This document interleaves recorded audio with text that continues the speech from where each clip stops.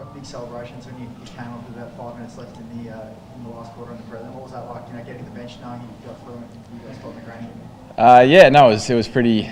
It's a pretty happy feeling. I said to Grind at 3/4 time that I normally do it in the third quarter, so I'm through the dark period. So yeah, it was good fun to get off knowing we had the win and we were playing this week. How much was that weighing on you, that the history heading into last week's game?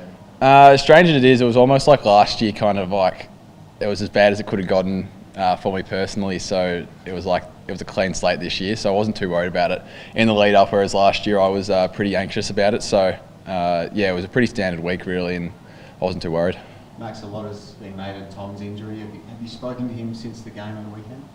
Yeah, I have. It's really disappointing for him, and he's been amazing for us, especially that first quarter. He was on fire, and the first final he played amazingly. So it's going to really hurt not having him out there, and yeah, it's disappointing the way things are that he can't play. Personally though, have you been able to share some wisdom?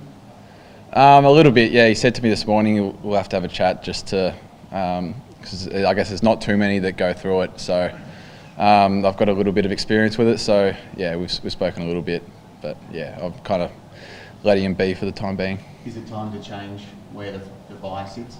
Well, I think so, but yeah, I don't know how the AFL works or what they want, but I think it just makes sense. You don't want to be missing players for unnecessary reasons, especially someone of Stewie's calibre. So yeah, I'm not sure the pre-finals bye has as much merit as maybe the grand final bye could. Do you feel like you've established a bit of a blueprint on how to beat Brisbane in the qualifying finals? That give you confidence that you've knocked them off convincingly at the GA only 3 weeks ago? Maybe, but I mean they beat us first 2 times this year, and we were pretty putrid, and I would say that they would be thinking that they weren't too flash in the qualifying finals. So a little bit will be similar to last time this week, but Scotty's a pretty tactical guy. He'll have different things up his sleeve to focus on this week for good opposition. Just in a midfield sense, Lachie Neale had 32 touches into halfway through that last quarter. How important was he in that game, did you feel, and are you surprised to see that he's making a bid to come back in the grand final? Yeah, well, I mean, yeah, good on him if he thinks he can play, but I mean, the midfield's going strong as is anyway. He'll be a great addition, yeah, either way. But I think, yeah, they had a lot of disposals that game, but I thought we handled the midfield really well with less touches. So I don't know what that says, but yeah, he's a great player. So probably hope he misses, but yeah, good luck to him. Your story, Max, and missing out on 22. I was listening to your mum in the rooms after the win at the weekend, and she was emotional too because you're here. I mean, how does it feel knowing that you've gone through all that adversity and now you're on the big stage?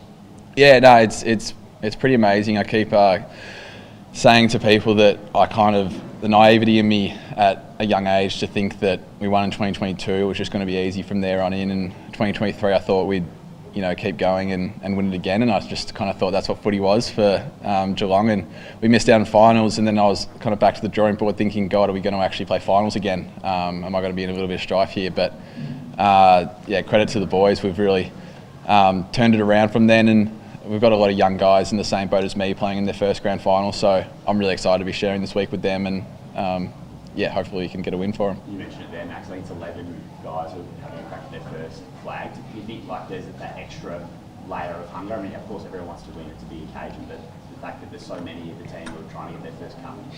I mean, a little bit, but I don't think it really matters for anyone out there how many premierships they've already won. I think the desire's there for everybody because it's what you play footy for. You don't play footy to not play finals, or not get here. So we're in a fortunate position, and I think some guys have won a lot, and I think they're just as keen as the rest of us. Sarah mentioned a bit there about what you had to go through. Will it mean any more to you, do you think, if you get to hold up the cup on Saturday, having had to go through that? Not really. I kind of put it in the rear window. It was a tough period for me, so I've kind of just forgotten it a little bit. I don't think it would be any different. I think in a sense, though, in 2022, I a little bit felt like an outsider in that team. I was young, that we had an old list, and whereas now I really feel immersed in the side, and I feel like amongst the guys we've got a really strong group going. So I think honestly, just in that sense, regardless of me missing out, it'll probably mean a bit more than what it would have meant in 2022 to me. But yeah, it's one step at a time, I guess. So I won't think about it too much. You would have had the best seat in the house for Danger last week. What did you make of that performance? Yeah, I'm really poor at noticing other players on the field. I'm kind of in my own zone, so I didn't realise he had 32 touches. And I said to him today he was a little bit insulted that I didn't realise he had it that many times. I knew he was good, but yeah, he was unbelievable. And to play with a guy like that can just turn it on when he pleases is amazing. And I've loved playing with him the last 5 years, and I think the way he went the other night, he could probably play another 5. So I'm really looking forward to it. Can you just take us behind closed doors? I mean, he looks like a pretty laid-back operator. I mean, just how is he in preparation for a game of this magnitude?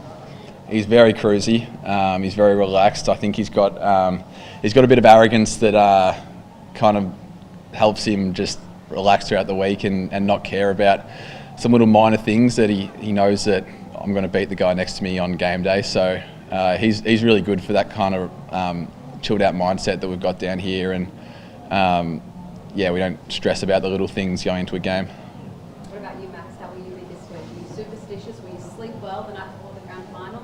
How's it for you? I'll sleep like a baby, I reckon. I'm not too superstitious, so I mean, I'm just going into it like it's any other week, and that's how I went to last week and the week before. So yeah, I don't have to think about it too much that way. Max, huge momentum swings both prelims of the weekend.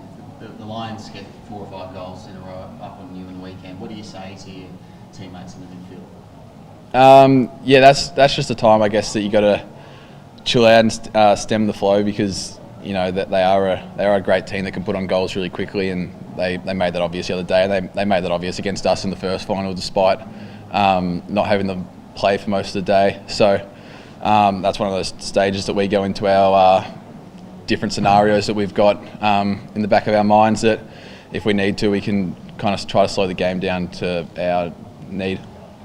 Just on keeping the week as normal as possible for you, what does that look like? Do you get down to the beach? Do you head out to sea, catch up with mates? Like, what sort of keeps you level-headed? I'll just stay at home. I'll play a bit of 2K on the PlayStation, and it'll be pretty standard. We'll pop down to the grand final parade, which isn't very normal, but other than that, yeah, I'll be very boring. It'll be a very boring week. So. You've got a bit of Fortnite with Baz? Nah, he's too good for me. I'm off him on Fortnite. What do you make of his chances tonight, by the way? Yeah, no, he's a good chance. I don't know. I've seen a lot of different pages saying a lot of different things, but I told him the other day if we lose the other day, he's allowed to win. But I want to get out of there tonight. So as much as I want him to win, we want to get out of there as quickly as possible. One on the crowd, Max. This turnout, what does it mean to see so many Cats fans out there in grand final week? Yeah, it's awesome. I mean, it looks sunny out there now, but it was pissing down before, so it was fair play to all of them for getting down. It's a special week, not just for us, but for the fans as well. And they've been as good as I've had them, I reckon, the last 2 weeks, the last 2 games. So credit to them for showing up today, and I'm sure they'll be loud again on Saturday. Who got the biggest reception, do you think, out there? I think Baz. I reckon they were a bit worried he wasn't going to come out, and he was a bit late, so that was a big roar.